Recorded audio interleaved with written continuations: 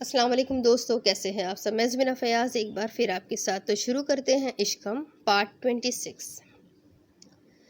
قلعے سے واپس ریسٹ ہاؤس آنے کے بعد اس نے ایک جھٹکے سے میشا کے کمرے کے دروازے کو لات مار کر کھولا، اور اس سے قبل کہ میشا کچھ سمجھتی کشمالہ اس کے سر پہ کھڑی تھی اور اسے بالوں سے پکڑ چکی تھی۔ میشا چیختی پکارتی رہ گئی، مگر کشمالہ کے چہرے کی سختی اور ماتھے کے بل بتاتے تھے کہ آج وہ کسی اچھے ارادے سے اس کے کمرے میں داخل نہیں ہوئی تھی۔ کشمالہ، تم پاگل تو نہیں ہو؟ چھوڑو میرے بال۔ اس نے کشمالہ کی گرفت سے بال چھڑوانے کی کوشش کی تھی۔ کشمالہ کی گرفت میں مزید سختی آ گئی۔ میں پاگل ہوں میشا، اور تمہاری سوچ سے زیادہ پاگل ہوں۔ اس کی پشت کو دیوار سے لگا کر اس کے بالوں کو چھوڑ کر اب کی بار گردن کو پکڑتے اس نے ہسٹرائی انداز میں کہا تو میشا اس کی آنکھوں میں جنون کی رمق دیکھ کر رہ گئی تھی۔ آج لگ رہا تھا وہ سچ میں پاگل ہو گئی تھی۔ وہ جو کالج کے زمانے سے معصوم سی ڈرنے سہم جانے والی کشمالہ تھی، بات بات پر رونے والی کشمالہ تھی، وہی کشمالہ جسے وہ ایک زمانے سے جانتی تھی، آج وہ کشمالہ نہیں تھی۔ آج اس کے سامنے جو کھڑی تھی وہ ایک پاگل اور خبتی لڑکی تھی۔ میری آنکھوں میں دیکھو میشا، اور دیکھو آج تمہیں ان میں کیا نظر آ رہا ہے۔ میشا نے نظر اس کے چہرے سے ہٹائی تو کشمالہ نے اس کی گردن کو جھٹکا دے کر اسے واپس متوجہ کیا۔ میشا تکلیف سے بلبلا اٹھی تھی۔ میں نے کیا کیا ہے؟ مجھے جانے دو۔ جانے دوں؟ ہاں، تاکہ تم جا کے سب کو بتاؤ۔ کیا بتاؤ؟ میشا کا سانس ایک دم سے مزید گھٹنے لگا تھا۔ کچھ دیر قبل کا منظر ایک بار پھر سے آنکھوں کے سامنے آیا۔ وہ ڈر گئی۔ یہی کہ راہیم کا قتل میں نے کیا ہے؟ کشمالہ نے اس کا سر پوری قوت سے دیوار میں مارا تھا۔ میشا تکلیف سے بلبلا اٹھی۔ لیکن تمہیں ایک خوشخبری سناؤں؟ اس کی گردن کو پکڑ کر اس نے اس کے کان کے قریب جھک کر زخمی انداز میں کہا تو میشا بس بھیگی آنکھوں سے روتی رہی اور اس کی آنکھوں میں دیکھتی رہی۔ ایک وقت تھا ایسا پاگل پن اکراش کی آنکھوں میں کشمالہ کے لیے تھا، اور آج کشمالہ بھی اتنی ہی پاگل نظر آ رہی تھی۔ وہ دونوں آخر کو ایک دوسرے کے ہو ہی گئے تھے۔ آج میشا کو واضح اپنی ہار نظر آئی تھی۔ میرے پاس تمہارے تمام کالے کرتوتوں کا ایک ایک حساب موجود ہے۔ یہ بھی علم ہے کہ تم نے فائنل ایئر کے پیپرز چوری کیے تھے، تم نے چیٹنگ کر کے امتحان پاس کیا تھا۔ میرے پاس ایک ایک حساب ہے۔ میں جانتی ہوں تم نے کیسے لیب اٹینڈنٹ کو اپنی محبت کے جھوٹے حصار میں پھنسا کر اس سے بھی مدد لی تھی۔ جس دن تم نے زبان کھولی اسی دن میں نے کالج کی سائٹ پہ تمہارے کرتوتوں کو اپلوڈ کر دینا ہے، اور آگے تم خود سمجھدار ہو تمہارے ساتھ کیا ہوگا۔ اور اب کی بار پہلی بار وہ مسکرائی تھی۔ میشا نفی میں سر ہلانے لگی۔ نہیں، تم یہ نہیں کرو گی۔ ٹرائی می۔ کشمالہ کی آنکھوں میں چیلنج تھا۔ اب تم کیا چاہتی ہو؟ اس کے ہاتھوں کو اپنی گرفت سے دور کرتے اس نے پوچھا تھا۔ اسے احساس ہو گیا تھا کہ اب کی بار سودے کے بغیر کام نہیں چلنے والا۔ میرے اور میرے شوہر سے میشا اتنی دور دفع ہو جاؤ کہ تمہاری شکل بھی ہمیں نظر نہ آئے۔ اگر تم اب کبھی بھی مجھے اکراش کے ارد گرد نظر آئی، یا تم نے ہم دونوں کے بیچ پھوٹ ڈالنے کی کوشش کی تو میں اس نے کمرے کے اطراف میں دیکھا اور پھر نظر میشا کی ٹانگوں پہ ٹکا دی۔ میشا سہم گئی۔ وہ اس کی نظروں کا مفہوم سمجھ گئی تھی۔ تو میں تمہاری ٹانگوں کو اس طرح سے توڑوں گی کہ تم پھر چلنے پھرنے کے قابل نہیں رہو گی۔ اسے دیوانہ وار اس کی ٹانگوں کو اپنے بوٹوں کی نوک سے مارتے کہا، مگر تکلیف اس قدر شدید تھی کہ میشا اس کے لفظوں سے بس بے پرواہ چیخنے لگی۔ اسے لگ رہا تھا درد اس کی ٹانگوں اور گردن اور ٹانگوں سے ہوتا اس کے وجود کے ہر حصے میں خون کی طرح شامل ہونے لگا ہے۔ وہ درد سے پھوٹ کر رونے چلانے لگی اور بے بسی کی حالت میں اپنی گردن کشمالہ کی سخت گیر گرفت سے چھڑوانے کی کوشش کرنے لگی، جسے اس نے ایک بار پھر سے پکڑ لیا تھا اور جس نے مار کر اس کی ٹانگوں کو کسی قابل نہ چھوڑنے کی قسم کھا لی تھی۔ میں جانتی ہوں تم نے ہمیں قلعے میں دیکھ لیا تھا۔ یہ بھی جانتی ہوں کہ وہ تم ہی تھی جس نے راہیم کو بھیجا تھا۔ آفٹر آل وہ تم ہی تھی جس نے ہمیں جاتے دیکھا تھا۔ اور میں یہ بھی جانتی ہوں میشا کہ تم نے راہیم کو ایک منصوبے کے تحت ہم دونوں کے درمیان پھوٹ ڈلوانے کے لیے میرے اور اکراش کے پیچھے لگایا تھا۔ نہیں، میشا فوراً سر نفی میں ہلانے لگی۔ وہ جو بے وقوف سمجھ رہی تھی وہی آج اس کو گردن سے پکڑ کر کھڑی تھی۔ اسے اپنے ساتھ مذاق محسوس ہو رہا تھا۔ نہیں، یہ جھوٹ ہے۔ میں نے اس کا سانس گھٹ رہا تھا، اس سے بولا نہیں جا رہا تھا، اور آنسو کسی سیلابی ریلے کی مانند اس کی آنکھوں سے بہتے اس کے گالوں اور فرش پر گرتے جا رہے تھے۔ میں نے اسے نہیں بلایا تھا، میں بس اتنا جانتی ہوں وہ سچ میں تم سے محبت کرتا۔ اور پھر یہیں سے اس کے اگلے الفاظ بند ہو گئے۔ وہ تکلیف سے چلانے لگی۔ محبت! کشمالہ نے بولنے کے ساتھ اس کی ٹانگوں کو ایک بار پھر سے نشانہ بناتے ہوئے پوچھا تھا۔ محبت تو تم بھی اقرار سے کرنے لگی تھی مس میشا، اور میں جانتی ہوں کہ تم نے اسی محبت کی خاطر ہم دونوں کو ان حالات کا شکار کر دیا ہے۔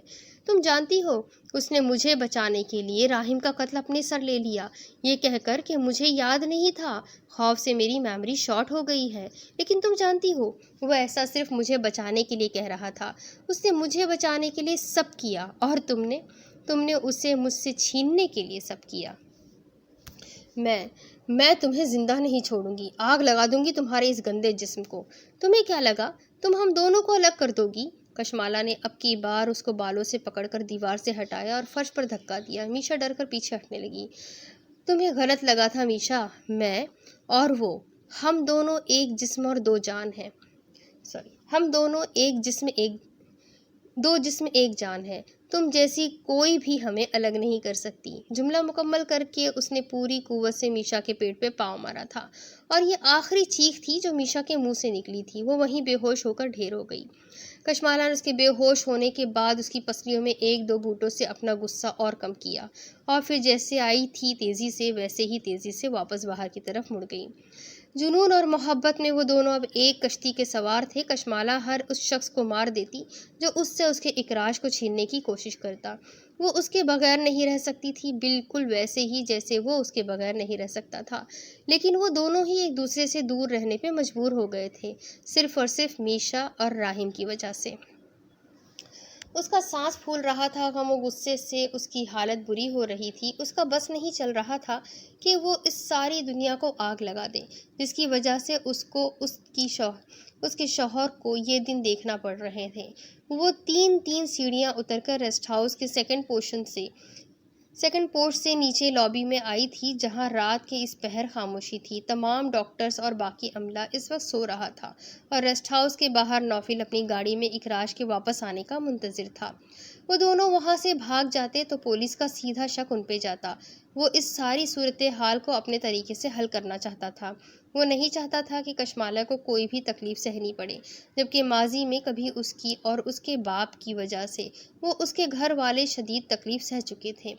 وہ گاڑی سے پشت ٹکائے ریسٹ ہاؤس سے کچھ ہی فاصلے پہ کھڑا بے چینی سے زمین کو اپنے بوٹوں سے کھرچ رہا تھا جب وہ اسے ریسٹ ہاؤس سے نکل کر اس کی طرف بھاگ کر آتی نظر آئی۔ کہنے کے مطابق وہ کپڑے بدل چکی تھی، بال باندھ چکی تھی، گردن کے گرد بھی صاف اسکارف لپیٹ رکھا تھا، مگر قریب آنے پہ آنکھوں کی سرخی اور ہاتھوں کی لغزش نے سب کھول دیا تھا۔ وہ خوف میں تھی، بے چینی میں تھی، اور بہت زیادہ تکلیف میں تھی۔ نوفل کو متوجہ دیکھ کر تیزی سے اس کے سامنے آئی۔ آپ کیوں کھڑے ہیں یہاں؟ ہمیں ان کے پاس جانا ہے، اس کے آستین کو کھینچتے اس نے روتے ہوئے کہا، تو نوفل نے گہرا سانس لے کے اس کا سر تھپکا۔ کشمالہ، پینک مت کرو، پرسکون ہو جاؤ، یہ سب کرنے سے کچھ نہیں ہوگا۔ میں نے اسے کال کی ہے، وہ بس آ رہا ہے۔ ابھی جملے ادھا بھی نہ ہوئے تھے کہ اس کی کار ان کے کچھ فاصلے پہ رکی، اور پھر وہ اس میں سے برآمد ہوا۔ وہ ان کے قریب کیوں نہیں آیا تھا؟ کشمالہ اس کی طرف آنا چاہتی تھی، بھاگ کر اس کے گلے لگنا چاہتی تھی، لیکن نوفل نے اسے روک دیا۔ اس نے غصے سے اپنے آگے کھڑے نوفل جہانگیر کو دیکھا تو اس نے کچھ بھی کہے بغیر مڑ کر اقراج کو دیکھا تھا۔ کشمالہ نے بھی اسے دیکھا۔ وہ گاڑی دور کھڑی کر کے اب خود ان کی طرف آ رہا تھا۔ نوفل نے گاڑی کا پچھلا دروازہ اس کے لیے کھول دیا۔ کشمالہ نے مزید بے چینی سے روتے ہوئے اسے دیکھا تو اس نے محض آنکھوں سے اشارے سے اسے اندر بیٹھ جانے کو کہا تھا۔ وہ اس کی بات سمجھ کر بیٹھ گئی۔ اس کے قریب آتے ہی نوفل کچھ بھی کہے بغیر خاموشی سے وہاں سے ہٹتا گاڑی کی مغربی سمت میں لگے درخت کی اوٹ میں ہو گیا۔ اقراج نے دروازہ کھولا اور گاڑی کی پچھلی سیٹ پر بیٹھ گیا۔ گاڑی کے سیاہ شیشوں کی وجہ سے کوئی نہیں دیکھ سکتا تھا کہ اندر کوئی بیٹھا ہے۔ اس نے اندر بیٹھ کر کشمالہ کی طرف دیکھا جو پوری گھومتی اسے بھری آنکھوں سے دیکھ رہی تھی۔ اقراج نے مسکرانا چاہا، مگر مسکراہٹ ہونٹوں پہ آنے سے قبل ہی دم توڑ گئی تھی، اور اس کے ہونٹوں سے گہری سرد آہ برآمد ہوئی۔ وہ اس کے کندھے سے لگی رو رہی تھی، ایسے کہ وہ اپنی سسکیوں کا گلا گھونٹ رہی تھی، جیسے ڈر رہی تھی کہ کوئی سن نہ لے۔ اکراش نے آنکھیں بند کرتے اپنی تھوڑی اس کے سر پہ ٹکاتے اس کے گرد بازو حمائل کر لیے، نرمی سے اس کے کندھے کو سہلانا چاہا، مگر آج وہ خود اتنی بری طرح ٹوٹ گیا تھا کہ خود کو سنبھالنا اور پھر کشمالہ کو خاموش کروانا اس کے لیے مشکل ہو رہا تھا۔ وہ روتی رہی اور وقت گزرتا گیا اور آسمان پہ روشنی پھوٹنے لگی۔ اکراش نے سنجیدہ چہرہ اٹھایا اور پھر کشمالہ کو بازو سے پکڑ کر سیدھا کیا۔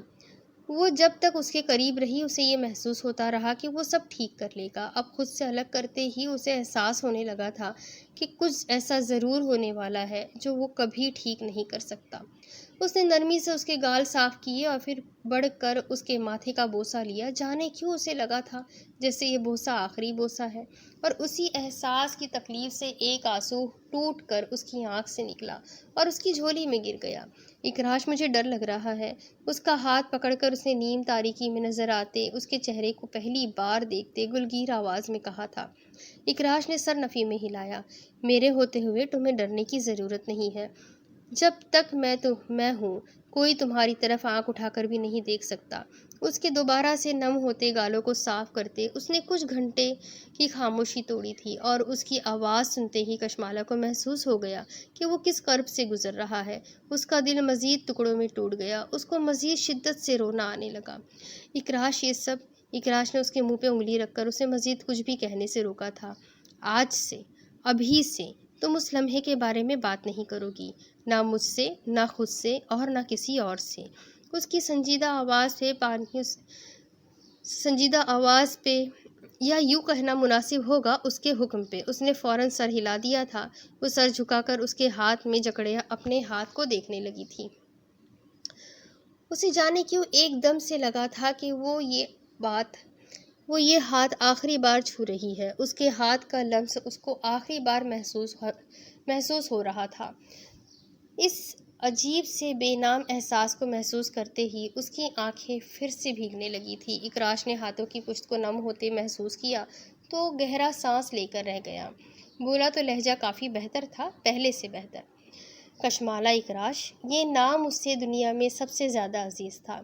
وہ جب اس کے نام کے ساتھ اپنا نام لیتا تھا، خوشی کا احساس اسے اندر تک بھر لیتا۔ یہ احساس ہی فرحت بخش تھا کہ وہ دنیا کی وہ واحد خوش قسمت لڑکی ہے جس کے نام سے اکراش بن ہاد کا نام جڑا ہے۔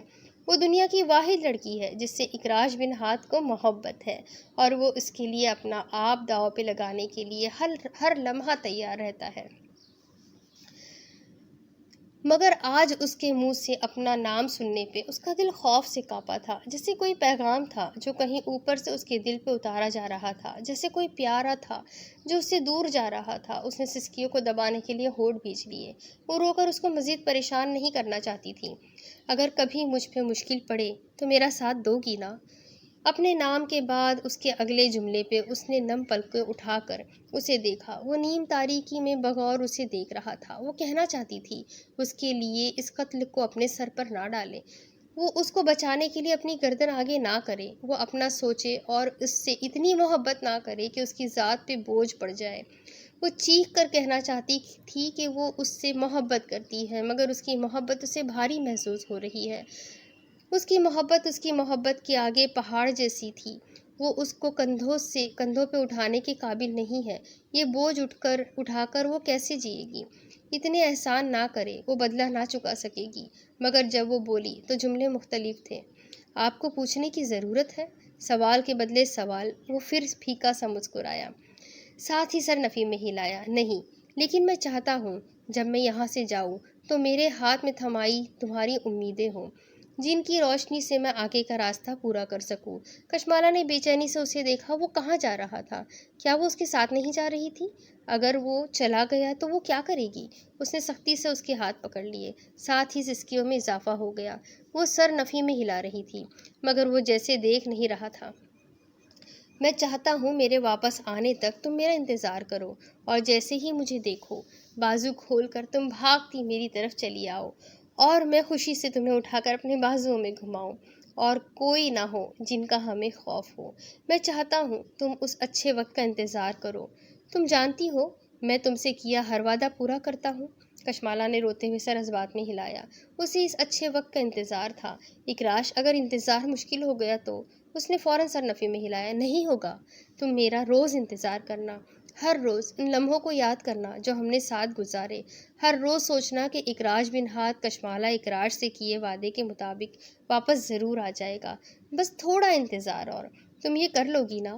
آخر میں اس نے پھر سے اپنے یقین پہ مہر چاہی تو کشمالہ نے سر اس بات میں ہلا دیا۔ کشمالہ، محبت جیتنا مشکل ہے مگر ہم جیت لیں گے، بس ہمت نہیں ہارنی۔ اپنی بات کے آخر میں اس نے اسے حوصلہ دیا تھا۔ وہ خود سے زیادہ اسے پر امید دے رہا تھا۔ کشمالہ نے مزید شدت سے روتے سر اس بات میں ہلایا۔ ہم جیت جائیں گے۔ کسی کو خدا حافظ کہنا اتنا مشکل ہے؟ اس کا اندازہ اسے آج ہو رہا تھا۔ اس کا خوف سے دل کانپ رہا تھا اور اس کی ہتھیلیاں وقت کے اگلے کاریوار کو محسوس کرتے جیسے جانے بغیر ہی نم ہو رہی تھی۔ اس نے ایک آخری بات جھکتے اس کے ماتھے پہ بوسہ دیا، الوداعی بوسہ، اور پھر واپس سیدھا ہوتے وہ دروازہ کھولتا باہر نکل گیا۔ وہ ہاتھ چھڑا کر نکلا تو وہ بھی تیزی سے دروازہ کھول کر اس کے پیچھے لپکی۔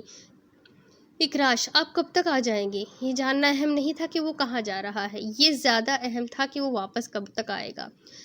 اس کو بازو سے پکڑتے اس نے کہا تو اکراش نے گہرا سانس لے کے اپنے آپ کو کمزور ہونے سے روکا اور پھر مڑ کر اپنی حیات کو دیکھا۔ بہت جلد؟ نہیں، وہ چیخی، سر نفی میں ہلایا۔ نہیں، دن بتائے، تاریخ بتائے، کب تک؟ اکراش نے اس کا سر نفی میں ہلانے پہ پھیکا سا مسکرا کر اس کا ہاتھ چھڑا لیا۔ دن کا آغاز ہو رہا تھا، روشنی اتنی تھی کہ وہ واضح اس کا روتا چہرہ دیکھ سکتا تھا۔ آخر میں کچھ بھی کہے بغیر وہ اپنی گاڑی کی طرف بڑھ گیا تو وہ چیختی وہیں زمین پر بیٹھ گئی۔ اس کا رونا سن کر نوفل بھی درخت کی اوٹ سے باہر نکل آیا۔ اس کا دل درد سے پھٹ رہا تھا۔ وہ اس کو روکنا چاہتی تھی، اس کو کہنا چاہتی تھی کہ وہ آج نہ جائے، آج وہ رک جائے، مگر وہ سن نہیں رہا تھا۔ وہ ہاتھ چھڑا کر جا رہا تھا۔ سر، وہ مل گئے ہیں۔ راہیم کے فون میں موجود تصاویر کو دیکھتے اس نے ایئر پیس میں موجود شخص کو فوراً مخاطب کیا تھا۔ دوسری طرف بیٹھا شخص فوراً متوجہ ہوا۔ کل دیم بروٹ، کل دیم ناؤ۔ 3 جملوں کا نکلنا تھا کہ ڈرائیونگ سیٹ پہ بیٹھے مختار عاصم کے سیکرٹری باسط کے چہرے پہ سختی نمودار ہونے لگی۔ اس نے کچی سڑک کے بیچوں بیچ بیٹھ کر روتی کشمالہ کو دیکھا اور پھر اس واحد گواہ کو جو اس کی جانب پشت کیے چلا جا رہا تھا۔ اس نے گاڑی کی رفتار ایک دم سے بڑھائی اور پھر اس سے قبل کہ وہاں کوئی بھی کچھ سمجھتا وہ کشمالہ کو لمحوں میں اچھالتا چلا گیا۔ کار کے ہٹ کرنے اور پھر اچھل کر ہوا میں جا کر واپس زمین پر آنے تک محض چند لمحے لگے تھے۔ وہ محض کچھ ہی لمحوں میں خون میں لت پت اوپر سے نیچے گری اور لمحے میں اس کا خوبصورت مگر آنسوؤں میں تر چہرہ خون سے بھر گیا۔ ہٹ کی آواز کے ساتھ ہی کشمالہ کی چیخ سن کر وہ مڑا تھا، مگر مڑنے پہ سامنے کا منظر جیسے اس کی روح کھینچ لے گیا۔ اس کی آنکھیں کھلی تھی، اس کا سانس مدھم چل رہا تھا، اس کا وجود تکلیف سے پھڑپڑا رہا تھا اور خون اس کے سر سے نکلتا کچی زمین میں جذب ہوتا جا رہا تھا۔ اس کی نظر اکراش پہ تھی اور وہ سامنے آنکھیں خوف سے پھیلائے کھڑا تھا، ایسے کہ اس کے وجود کو کسی نے زمین سے چپکا دیا ہو۔ وہ ہلنا چاہتا ہو، چیخنا چاہتا ہو، مدد کے لیے بلانا چاہتا ہو، مگر سب بے معنی، کسی مجسمے کی طرح۔ وہ مجسمہ ہی تو بن گیا تھا۔ نوفل کو لمحہ لگا ٹرانس میں سے نکلنے میں۔ وہ تیزی سے درد میں سسکتی کشمالہ کی طرف بھاگا اور چیخ کر اکراش کو متوجہ کرنا چاہا، مگر وہ قدم اٹھانے کی بجائے وہیں زمین پہ گھٹنوں کے بل گرا تھا۔ اس کی حیرت اور خوف سے پھٹی آنکھوں سے آنسو نکلے اور وہیں گرتے چلے گئے، اور جانے اس کے بعد کتنے آنسو نکل کر اسی مٹی میں جذب ہوتے گئے۔ تو یہ وہ لمحہ تھا جس کے آنے کی اس کے دل کو خبر دی گئی تھی۔ تو کیا آج یہ بھی اس کے ساتھ ہونا باقی تھا؟ کیا اس کو بھی اس سے بچھڑنا تھا؟ اس نے چیخنا تھا، اپنا آپ نوچنا کھسوٹنا تھا، اپنے مردہ بے جان ہوتے وجود کو گھسیٹ کر اس کی طرف بھاگنا چاہا، مگر وہ کچھ نہ کر سکا۔ وہ اس کے سامنے بے حس و حرکت پڑی تھی۔ نوفل اس کے سر کو گود میں اٹھائے چیخ کر اسے کچھ کرنے کا کہہ رہا تھا، مگر وہ ویسے ہی بیٹھا رہا۔ اس کا دماغ اس کا ساتھ چھوڑ چکا تھا اور ایسے ہی اس کے جسم نے بھی اس کا ساتھ دینے سے انکار کر دیا تھا۔ اور یہی وہ لمحہ تھا جب وہ گاڑی واپس مڑی اور اس میں سے کوئی باہر نکلا تھا۔ وہ دیکھ نہ سکا وہ کون تھا جو اس کے اور کشمالہ کے درمیان آیا تھا۔ وہ گاڑی کے ٹائروں کے قریب بہتے خون سے نظر نہ ہٹا سکا کہ دیکھ سکے کون ہے جس نے اس منظر کو روک دیا تھا۔ گاڑی سے نکلنے والے شخص نے پستل پوری قوت سے اس کے سر میں مارا اور اس سے قبل کہ وہ بے ہوش ہو کر زمین پر گرتا، اس نے گھسیٹ کر اس کو گاڑی میں پھینکا تھا۔ اور یہ وہ لمحہ تھا جب نوفل جہانگیر کو سب ختم ہونے کا احساس ہوا تھا۔ لمحوں کا ریت ہونا کیا تھا اسے سمجھ آ گیا تھا، وقت کا خاک کی طرح اڑنا کیا تھا وہ جان گیا تھا۔ کشمالہ کے اغوا کے روز ناشتے کی میز پہ ٹوس اور چائے پیتے اس نے اسمارٹ واچ پہ وقت دیکھا اور پھر وقت کی قلت کو محسوس کرتے کپ رکھ کر اٹھنے والا تھا جب اخبار رکھ کر جہانگیر ملک نے کھنکھارتے اس کو مخاطب کیا۔ کشمالہ سے رشتے کے انکار کے بعد وہ کچھ دن سے غائب تھا، لیکن لالا رخ کی منتوں کے بعد اسے واپس گھر آنا پڑا اور اس کو واپس دیکھ کر انہیں خوشی محسوس ہوئی تھی۔ کم از کم وہ دل برا ہونے کے باوجود ماں باپ کی بات کو اہمیت دیتا تھا۔ انہیں جان کر اچھا لگا تھا۔ آج یونیورسٹی مت جانا، مجھے تم سے کچھ بات کرنی ہے، دوپہر تک گھر پہ رہنا، کچھ کام ہے۔ حکم دینے کے ساتھ انہوں نے اس کے چہرے کے تاثرات دیکھے جہاں حیرت تھی۔ وہ ان سے نظر نہیں ملا رہا تھا، شاید ناراض تھا۔ لیکن میرا جانا ضروری ہے، وہ تلخ نہیں ہونا چاہتا تھا، مگر اس کے لہجے میں موجود تلخی کوشش کے باوجود ظاہر ہو رہی تھی۔ لالا رخ نے گہرا سانس لے کر اس کے میز پہ دھرے ہاتھ پہ ہاتھ رکھا۔ جہانگیر ملک اس کے لہجے سے ہرٹ ہوئے تھے، لیکن پھر کچھ نہیں کہا۔ وہ ماں کے اشارے پہ خاموش ہو گیا تھا۔ وہ ان سے کہنا چاہتا تھا کہ وہ ان سے کوئی بات نہیں کرنا چاہتا۔ وہ کہنا چاہتا تھا کہ وہ ان سے ناراض ہے۔ کیوں؟ کیونکہ انہوں نے کبھی باپ ہونے کا حق ادا نہیں کیا تھا۔ وہ ہمیشہ صرف اپنا سوچتے رہے، ہمیشہ ایسے قدم اٹھاتے رہے جس کا نقصان آخر میں اسے ہی بھرنا پڑا۔ لوگ اس کے باپ کا کام جاننے کے بعد اس سے نفرت کرتے رہے، اس کو چھوڑ کر جاتے رہے اور وہ باوجود دکھ کے کسی کو روک نہ پایا۔ وہ ان سے کہنا چاہتا تھا کہ وہ کوئی بات نہیں کرنا چاہتا، مگر جب اٹھنے سے قبل بولا تو جملے مختلف تھے۔ میں گھر پہ رہوں گا، آپ کو جب مجھ سے بات کرنے کا وقت ملے مجھے کال کر لیجیے گا۔ وہ ان کو کچھ بھی کہہ کر تکلیف نہیں دینا چاہتا تھا، اس لیے باوجود خواہش کے اس نے ایسا کچھ نہیں کیا جس سے اس کے باپ کو تکلیف پہنچے، اور ڈائننگ روم سے نکل گیا۔ لالا رخ نے بیٹے کی جاتی پشت کو دیکھا اور پھر مسکراتے ہوئے جہانگیر ملک کو، آپ اس کے صبر کا مزید امتحان نہ لیں، یہی آپ کے حق میں بہتر ہے۔ وہ بھی ان سے سخت لہجے میں بات نہیں کرنا چاہتی تھی، مگر وہ اب ایک بیٹے کی ماں تھی جو اپنا کیس نہیں لڑتا تھا، مگر ان کو اس کے لیے لڑنا تھا۔ جہانگیر ملک نے لالا رخ کے جملے پہ غور کرنا مناسب نہ سمجھا اور سرشار سے کرسی ڈھکیلتے اٹھ کھڑے ہوئے۔ وہ اپنے کمرے میں لیپ ٹاپ پہ مصروف تھا جب اس کے فون پہ کال موصول ہوئی تھی۔ اس وقت اسے ڈیفنس والے گھر میں بات کرنے کے لیے بلایا گیا تھا۔ اسے ملنے کی جگہ پہ حیرت ہوئی تھی۔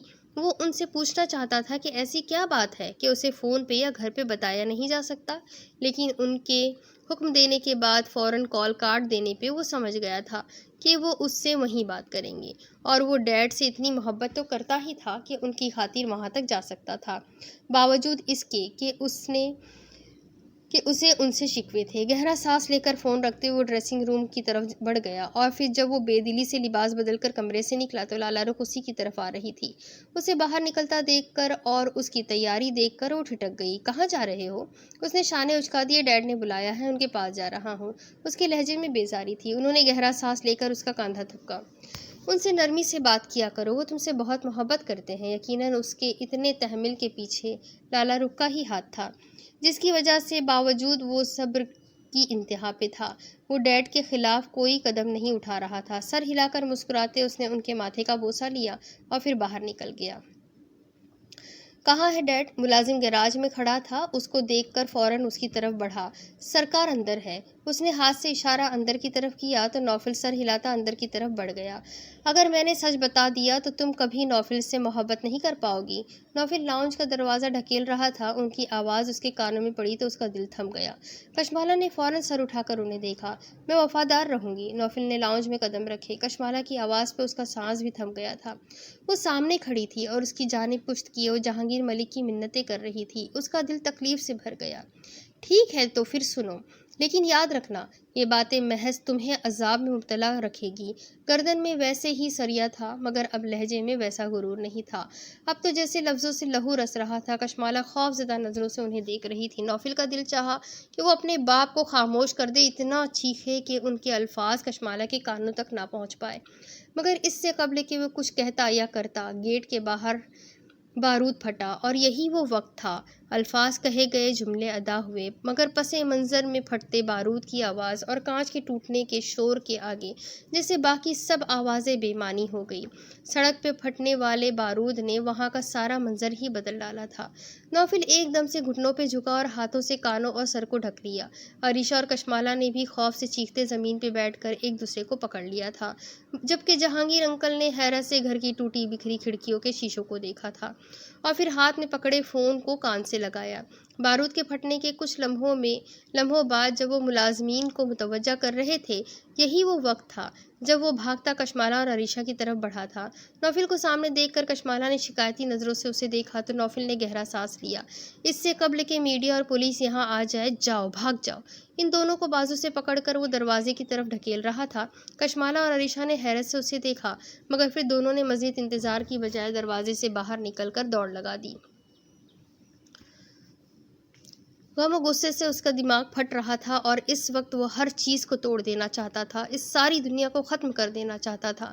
اس کے باپ نے ایک بار پھر اس کی عزت کا خیال نہیں کیا تھا، اس معصوم لڑکی کی آنکھوں میں اس کو اتنا گرا دیا تھا کہ وہ چاہتا بھی تو اب کبھی اسے حاصل نہیں کر سکتا تھا۔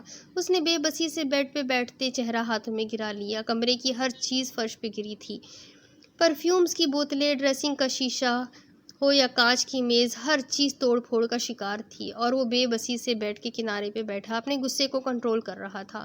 لالا رخ نے کمرے میں قدم رکھے تو ہاتھ سیدھا دل کو پڑا، تیزی سے ہار جانے والے بیٹے کی طرف بڑھی۔ نوفل، میرے بیٹے۔ اس کے برابر بیٹھتے انہوں نے اس کا سر اپنے کندھے سے لگا لیا تھا۔ ماں کا آغوش محسوس کرتے ہی وہ رو دیا، وہ مضبوط اعصاب کا شخص رو دیا تھا، اور لالا رخ بیٹے کو بکھرتا دیکھ کر خود بھی بکھر گئی تھی۔ ممی، ڈیڈ نے سب غلط کر دیا، سب کچھ تباہ کر دیا۔ گلگیر آواز میں اس نے ان کو جو بتایا تھا، اس نے ان کو مزید توڑ کر رکھ دیا تھا۔ کچھ دیر پہلے آنے والی ماں کی کال کا وہ مقصد وہ اب سمجھ گئی تھی۔ کچھ دیر تک وہ یہ سمجھ ہی نہ پائی تھی کہ وہ اس سے ہر تعلق ختم کرنے کی بات کیوں کر رہی ہے، لیکن اب نوفل کو سن کر وہ سمجھ گئی تھی۔ ان کا دل چاہا وہ روئے، اتنا روئے کہ جہانگیر ولا ان کی چیخوں سے تھرا جائے۔ انہوں نے روتے ہوئے اس کے بالوں پہ ہاتھ پھیرا اور بولی تو ان کا لہجہ غم سے کانپ رہا تھا، نوفل، تم باہر چلے جاؤ، تم یہاں مت رکو بیٹا، تمہارا باپ تمہیں تباہ کر دے گا۔ وہ شخص محبت کے قابل نہیں ہے، وہ اس سانپ کی طرح ہے جو اپنے بچے کو خود کھا جاتے ہیں۔ تم میرے بیٹے ہو، میں تمہیں گھٹ گھٹ کر مرتا سے سکتا نہیں دیکھ سکتی۔ آخر میں وہ پھوٹ پھوٹ کر رو دی تو نوفل نے سیدھا ہوتے اس نے آنسو پوچھ لیے، بولا تو لہجہ پہلے سے کافی بہتر تھا، نہیں ممی، اب میں باہر نہیں جاؤں گا، جو میرے باپ نے خراب کیا ہے اسے میں ہی ٹھیک کروں گا۔ یہ فیصلہ تھا جو اس نے چند لمحے پہلے کیا تھا۔ لالا رخ نے ناسمجھی سے روتے ہوئے بیٹے کو دیکھا تھا، جس کی بھوری آنکھوں میں ایک عزم تھا، اور وہ عزم وہ اس وقت تک سمجھ نہ سکی جب تک کہ وہ جہانگیر ملک کے آفس تک نہ پہنچ گیا۔ پہلے انہیں لگا تھا کہ معاشرے کی سختی سے تنگ آ کر باپ کے رستے پہ چل رہا ہے، وہ اس سے بات نہیں کرنا چاہتی تھی، وہ اپنے کمرے میں بند ہو کر رہ گئی تھی، لیکن پھر آہستہ آہستہ اس کے اقدام سمجھ میں آنے لگے تو وہ گہرا سانس لے کر رہ گئی۔ جہانگیر ملک وہ فرعون تھا جس کا اختتام اس کے اپنے گھر کے فرد کو ہی کرنا تھا۔ اب اس کے آگے کی سٹوری میں آپ کو اگلی قسط میں سناتی ہوں کہ آگے کیا ہوگا، یہ جاننے کے لیے میرے ساتھ بنے رہیں۔ اگلی قسط میں پھر ملیں گے، تب تک کے لیے اللہ حافظ۔